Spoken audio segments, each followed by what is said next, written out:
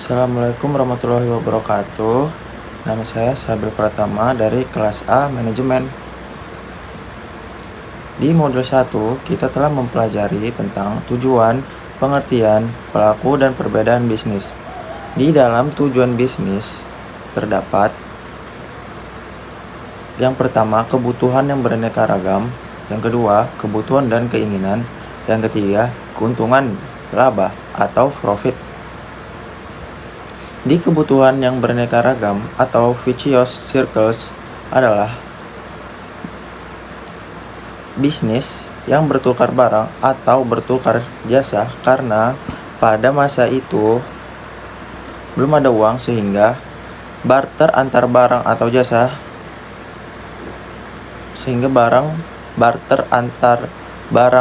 jasa sekarang pun hampir tidak berubah, yakni orang berbisnis untuk mendapatkan uang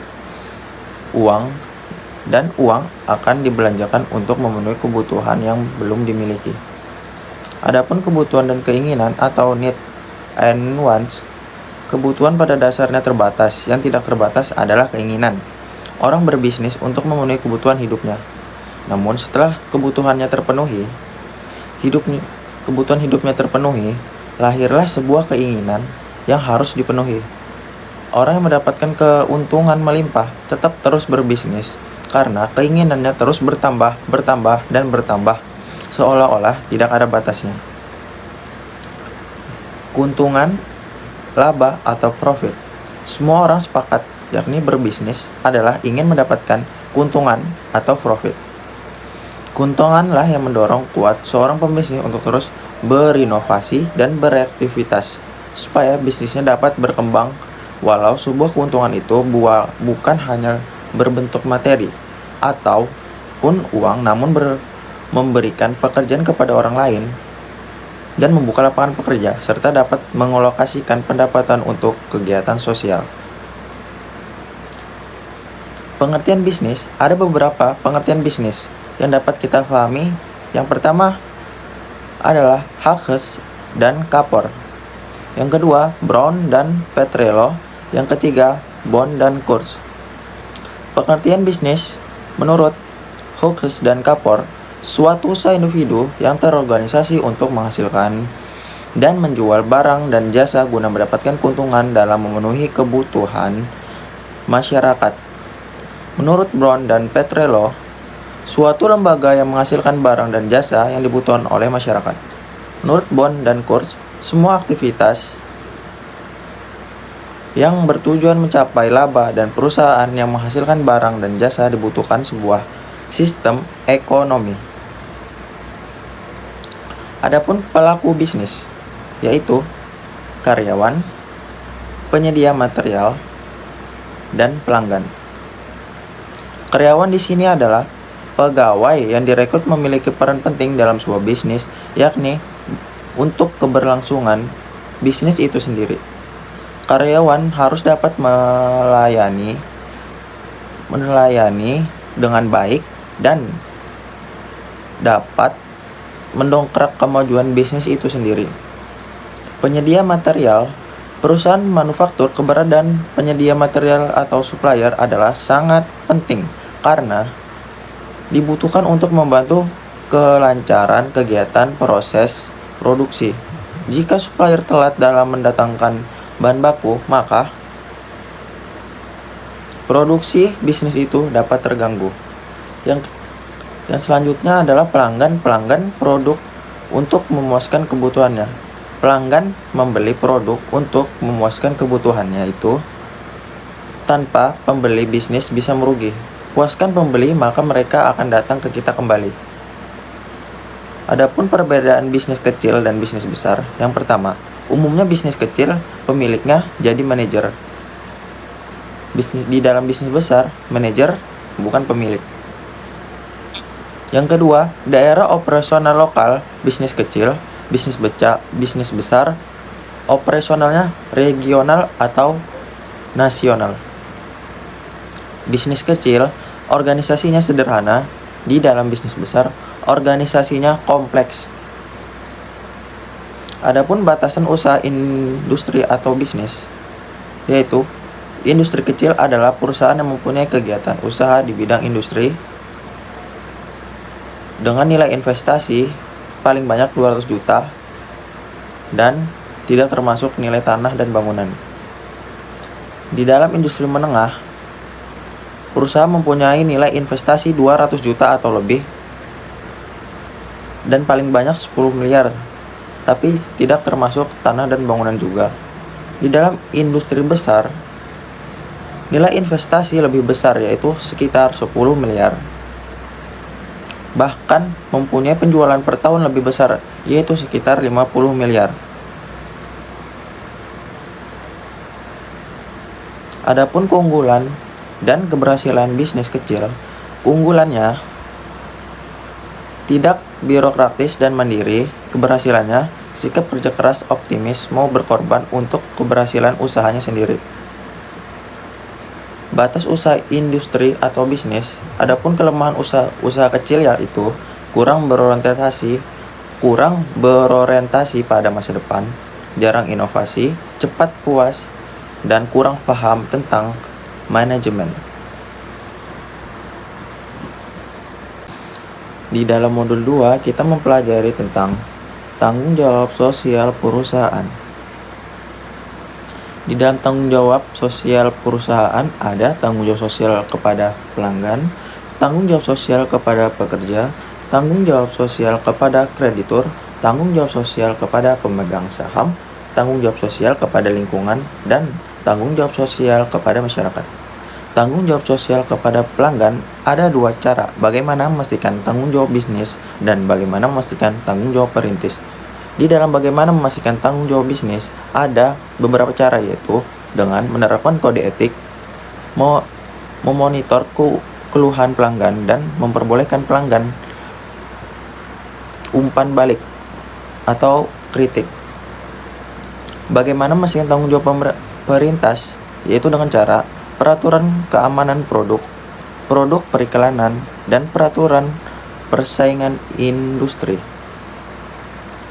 Tanggung jawab sosial kepada pekerja yaitu mencakup keamanan pekerja adalah memastikan tempat kerja nyaman, baik, ataupun peralatannya memadai. Perlakuan pekerja yaitu memastikan tidak ada diskriminasi atau kekerasan di dalam bisnis tersebut atau di dalam perusahaan tersebut. Yaitu yang selanjutnya kesamaan kesempatan, yaitu kesamaan kesempatan, tidak ada syarat. Dan yang terakhir bagaimana memastikan tanggung jawab bisnis, yaitu dengan cara keluhan prosedur, kode etik, undang-undang ketenaga kerjaan. Yang selanjutnya adalah tanggung jawab sosial kepada kreditur. Tanggung jawab sosial kepada kreditur adalah jika suatu perusahaan ada masalah keuangan dan tidak dapat memenuhi kewajiban, maka perusahaan wajib memberitahukan kepada kreditor dan biasanya kreditor tersebut memperpanjang jatuh tempo pembayaran serta memberikan vonis dalam mengatasi masalah keuangan, yaitu seperti kewajiban keuangan dan informasi kreditur jika mempunyai permasalahan keuangan. Yang selanjutnya adalah tanggung jawab sosial kepada pemegang saham.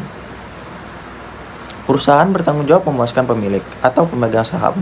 Manajer perusahaan memonitor keputusan perusahaan untuk meyakinkan bahwa mereka membuat untuk kepentingan pemilik, termasuk juga gaji karyawan, dikaitkan dengan kinerja perusahaan. Dalam hal ini, karyawan tinggal memfokuskan kepada memaksimalkan perusahaan tersebut. Lanjut, tanggung jawab sosial kepada lingkungan. Tanggung jawab sosial kepada lingkungan yaitu dengan cara tidak mencemari atau merusak lingkungan, misalnya polusi udara, bahasa-bahasa masyarakat, atau juga mencemari air-air di sekitar perusahaan tersebut atau industri tersebut. Lanjut ke tanggung jawab sosial kepada masyarakat. Tanggung jawab sosial kepada masyarakat yakni menjadi sponsor dalam kegiatan masyarakat lokal di mana perusahaan itu berada. Yang kedua, sumbangan kepada masyarakat yang tidak mampu.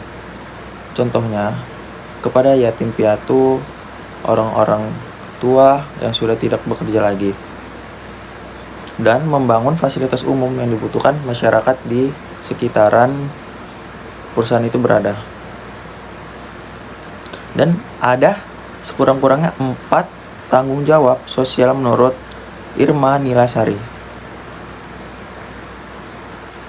yaitu yang pertama bertanggung jawab kepada pelanggan, yang kedua bertanggung jawab terhadap tenaga kerja, yang ketiga bertanggung jawab kepada lingkungan, dan keempat bertanggung jawab kepada investor. Di modul 3 kita mempelajari tentang bentuk hukum lingkungan, kebaikan, dan keburukan perusahaan. Badan usaha yang berbadan hukum dan yang bukan berbadan hukum. Badan usaha yang berbadan hukum yaitu yang pertama, subjek hukumnya adalah badan usaha itu sendiri karena ia telah menjadi badan hukum yang sudah termasuk subjek hukum di samping manusia. Artinya, pihak ketiga dapat memenuhi perkumpulannya, namun pihak ketiga tidak bisa menuntut masing-masing orangnya. Yang kedua, harta kekayaan perusahaan terpisah dari harta kekayaan pribadi. Para pengurus atau anggotanya, akibatnya kalau perusahaan pilot atau bangkrut, yang terkena sita adalah perusahaannya saja, sedangkan harta pengurus tetap bebas dari sitaan. Sehingga jika terjadi kerugian yang berujung pembayaran ganti rugi ataupun pelunasan hutang, hanya sebatas pada kekayaan perusahaannya saja. Adapun badan usaha yang bukan berbadan hukum, subjek hukumnya adalah orang-orang yang menjadi pengurusnya. Jadi, bukan badan hukum itu sendiri, namun bukan badan usaha hukum itu sendiri, namun ia bukan hukum sehingga tidak dapat menjadi subjek hukum, sehingga yang dituntut adalah orang-orang oleh pihak ketiga. Yang kedua, harta perusahaan bersatu dengan harta pribadi. Para pengurus atau anggotanya, akibatnya jika perusahaan itu failit atau bangkrut, maka harta pengurus ikut tersita. Jika tadi yang pertama badan usaha yang berbadan hukum, para anggotanya kekayaannya tidak tersita pribadi, namun di sini kekayaan pribadi anggota atau pengurusnya ikut tersita karena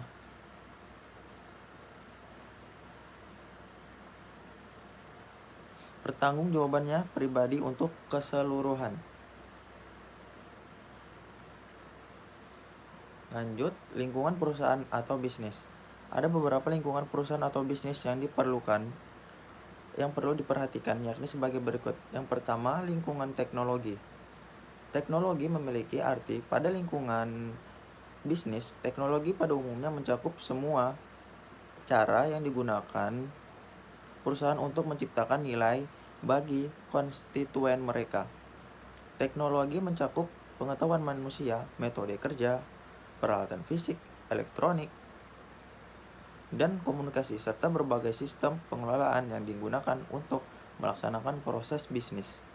Yang kedua, lingkungan hukum dan politik. Ini mencerminkan hubungan antara dunia bisnis dan pemerintah, biasanya dalam bentuk aturan bisnis. Yang ketiga, lingkungan sosial budaya. Ini mencakup adat istiadat, kebiasaan, dan nilai-nilai karakteristik demokratis masyarakat di tempat organisasi tersebut yang beroperasi. Yang keempat, lingkungan bisnis. Tidak dipungkiri lagi, perkembangan bisnis begitu cepat dan lebih kompleks dibandingkan sebelumnya. Siklus ini, barang atau jasa, lebih cepat sehingga terbentuknya peluang bisnis yang lain seperti outsourcing atau sebelumnya ada integrasi vertikal. Bentuk-bentuk perusahaan dalam kepemilikannya, perusahaan-perusahaan yang beroperasi dalam perekonomian terutama dapat dibedakan kepada 3 jenis, yakni perusahaan perseorangan adalah perusahaan yang dimiliki satu individu. Akan tetapi dalam prakteknya badan usaha ini kerap kali menggunakan keluarga atau kerabatnya dalam menjalankan perusahaannya itu sendiri. Kebaikan perusahaan perseorang yaitu mudah didirikan, modal mulai usaha kecil, pengelolaan fleksibel dan bebas, kerahasiaan usahanya terjamin. Kelemahannya atau keburukannya, pertanggungjawaban tidak terbatas, modal terbatas, kualitas manajerial dan kualitas pekerja terbatas, kelangsungan operasional perusahaan juga terbatas. Adapun yang kedua, perusahaan perkongsian atau partnership. Perusahaan perkongsian adalah pada umumnya tidak banyak berbeda dengan perusahaan perseorang. Salah satu poin penting adalah menggabungkan sumber daya yang dimiliki kedua belah pihak untuk kerjasama di dalam bidang usaha yang diminati bersama. Ada dua jenis perusahaan perkongsian, yakni perkongsian secara umum, yang dimana seluruh anggotanya bertanggung jawab dan aktif, serta perkongsian secara terbatas, yakni yang mana yang terlibat hanya beberapa orang atau individu saja dalam mempertanggungjawabkannya. Kebaikan perusahaan perkongsian, lebih banyak modal yang dapat dikumpulkan, lebih banyak keahlian yang diperoleh, yang ketiga umur usahanya lebih panjang. Kelemahannya, perusahaan perkongsian masih terdapat masalah tanggung jawab yang tidak terbatas, kebutuhan untuk membuat perjanjian kerjasama. Sekian, terima kasih. Wassalamualaikum warahmatullahi wabarakatuh.